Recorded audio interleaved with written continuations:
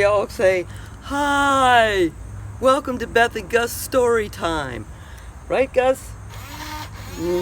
You just want me to get to the story, huh? Okay. Well, today's story is Lyle, Crocodile. Yeah, it's by Bernard Weber. Yeah, this one's quite exciting, everybody. So stay tuned. It's going to be a good one. Yeah, a good one. This is the house. The house on East 88th Street. Mr. and Mrs. Primm and their son Joshua live in the house on East 88th Street. So does Lyle. Listen. That's Lyle. Lyle the crocodile. Lyle was very happy living with the Primm family. He was especially happy when he was being useful, like helping Joshua brush up on schoolwork. But if Lyle was happy, he was making someone else unhappy. Perfectly miserable, in fact. That someone else was Loretta, Mr. Grumps' cat. Mr. Grumps lived just 2 houses away from the Primms. Whenever his cat caught even the slightest glimpse of Lyle, she would fling herself into a nervous fit. Lyle wanted desperately to win Loretta over. He tried flashing his sweetest, most toothsome smile at her to show how really friendly he was. But this only frightened the distrustful animal even more. In the end, Mr. Grumps, who was even more excitable than his cat, would burst from the house, shaking an angry fist at Lyle. "Something will have to be done about that crocodile," he shouted, as Lyle fled to the safety of his own house. To take his mind off his troubles with Loretta and Mr. Grumps, Lyle filled his days playing with Joshua and his friends. He loved being it. He could skip double dutch 100 times without missing.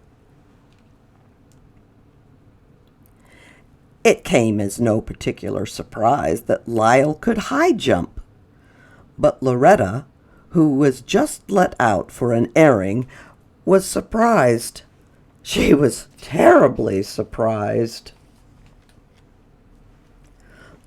Loretta was so surprised and so shaken, she fled to the nearest tree, and no amount of coaxing would bring her down. Not until Mr. Grumps arrived to rescue and comfort her would she consider coming down. "Something will have to be done about that crocodile," stormed Mr. Grumps. Now Mr. Grumps was really furious. Now he knew he would be snappy, irritable, and impossible to live with when he returned to his job in a big department store the following day. For the next several days, Mrs. Primm thought it best to keep Lyle close at her side. Together they fussed about the kitchen, preparing good things for the family to eat. When the weather permitted, they took lunch to the park. Lyle was always one for sharing. They even took trips downtown. There was much to see in the big city, and much to do. Mrs. Primm could spend hours just browsing around antique shops.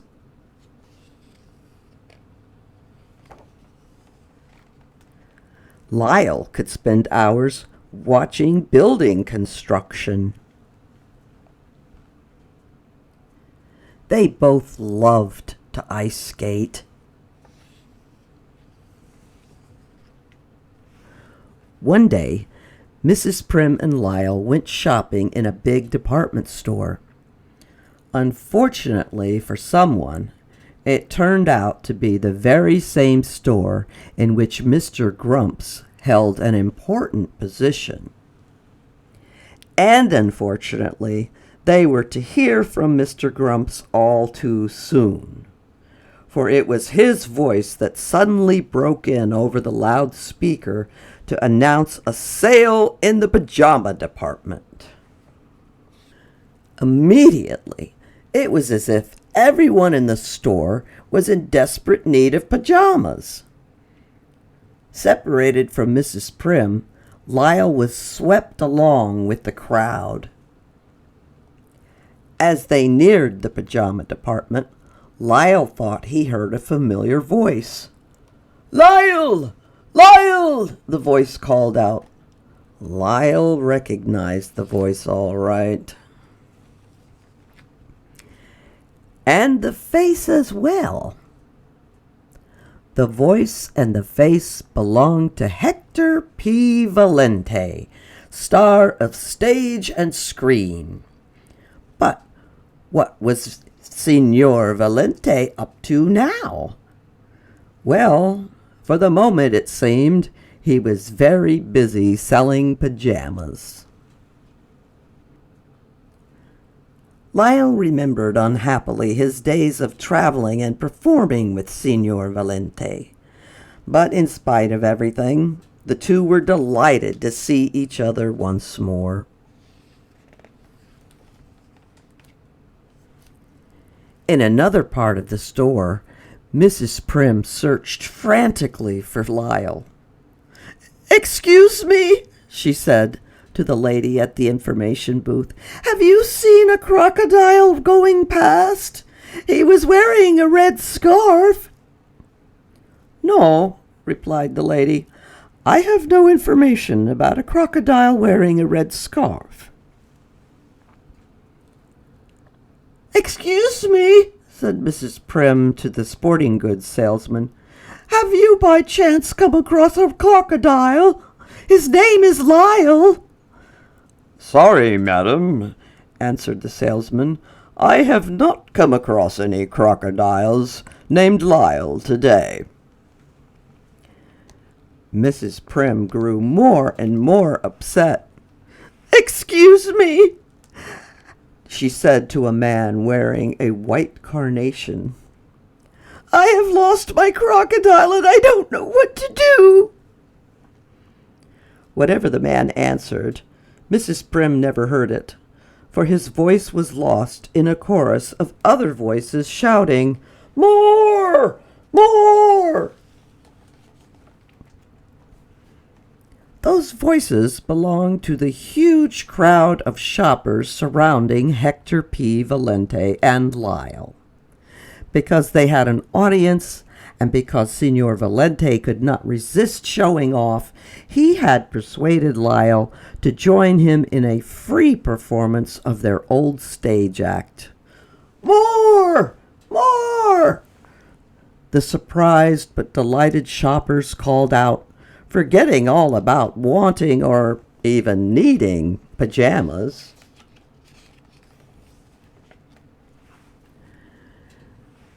Mrs. Primm caught up with them just in time to hear still another voice, charged with fury, shout, "What is going on here?" This was Mr. Grumps. And when Mr. Grumps saw what was really going on, his face turned red, blue, and purple with rage. "Madam," he gasped, "we do not permit crocodiles in this store, you know. Remove him at once." "And you, sir," he said, pointing a dagger-like finger at Signor Valente, "you, sir, are dismissed." Something will have to be done about that crocodile. Those warning words of Mr. Grumps still rang in their ears as they said goodbye to Signor Valente outside the store. Mr. Grumps at last made good his threat to do something about that crocodile. The next day, he appeared at the Primm's door with papers authorizing Lyle to be committed to the city zoo. "The zoo?" Mrs. Primm exclaimed miserably. "Whatever would Lyle be doing in the zoo?" "He'll be doing whatever it is normal crocodiles are supposed to be doing," snapped Mr. Grumps, who wasn't being at all nice about it. The Primms examined the papers.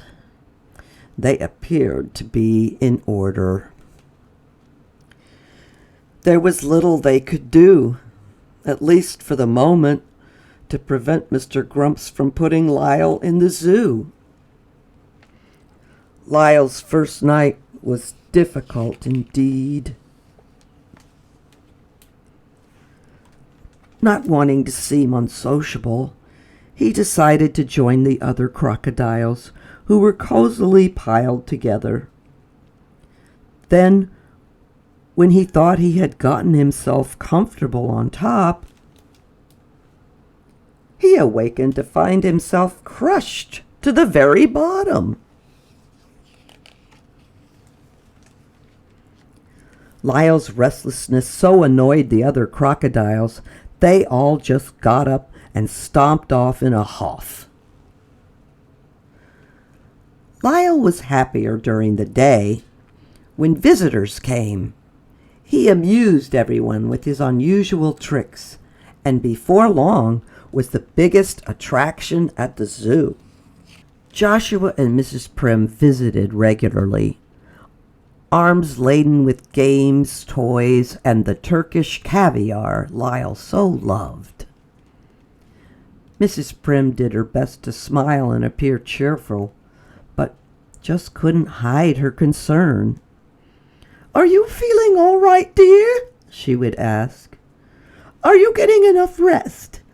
Are you making friends with the other crocodiles? Do the lions keep you awake at night? Is the floor too damp? Do the flies pester you?" Lyle shook his head yes or no, depending on the question. He tried putting on a brave front, but Mrs. Primm knew very well he was unhappy and fought back her tears. One night, a new keeper appeared at Lyle's cage. Surprise, surprise! The new keeper turned out to be none other than Hector P. Valente, star of stage and screen. "Shh," whispered Signor Valente. "I have come to rescue you." Signor Valente unlocked the door of the cage, and an astonished Lyle was set free. "You can't go home again," said Signor Valente, when they had put the zoo behind them. Signor Valente was bursting with ideas. "We'll put our old act together again," he said. "We'll fly to Australia. They'll love us in Australia." Lyle groaned. The very thought of never seeing the house on East 88th Street again was grim indeed, and too much for him to endure.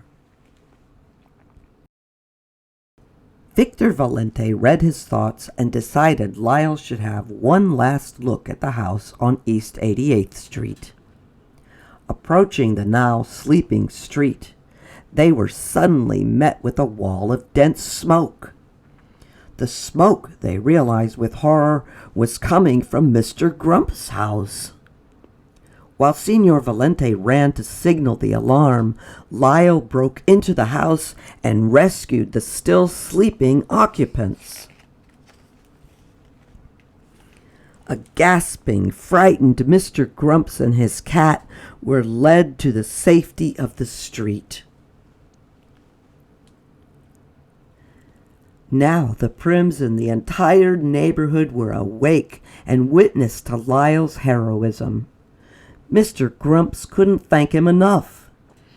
"Ladies and gentlemen," said Mr. Grumps to the crowd of onlookers, "Lyle is the bravest, kindest, most wonderful crocodile in the whole wide world. I would consider it a privilege and a pleasure to have him as our neighbor once more." "Hooray!" shouted the Primms. "Hooray!" shouted the crowd. Lyle moved back to the house on East 88th Street that very night. Several days later, a farewell party was given by the Primms for Signor Valente, who was leaving to seek fortune and adventure in Australia. "Remember," said Mr. Grumps, speaking to Signor Valente, "should you change your mind about leaving, a job in my store will always be yours, just for the asking. We need people with your kind of talent and ability." Everyone smiled happily. Even Loretta.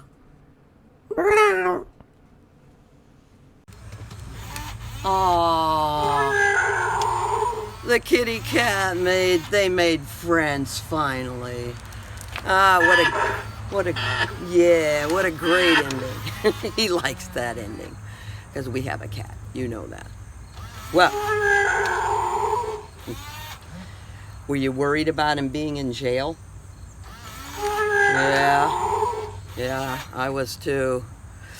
But they got him out. Well, he wasn't in jail, he was in the zoo, but I mean, you know, there were bars, okay?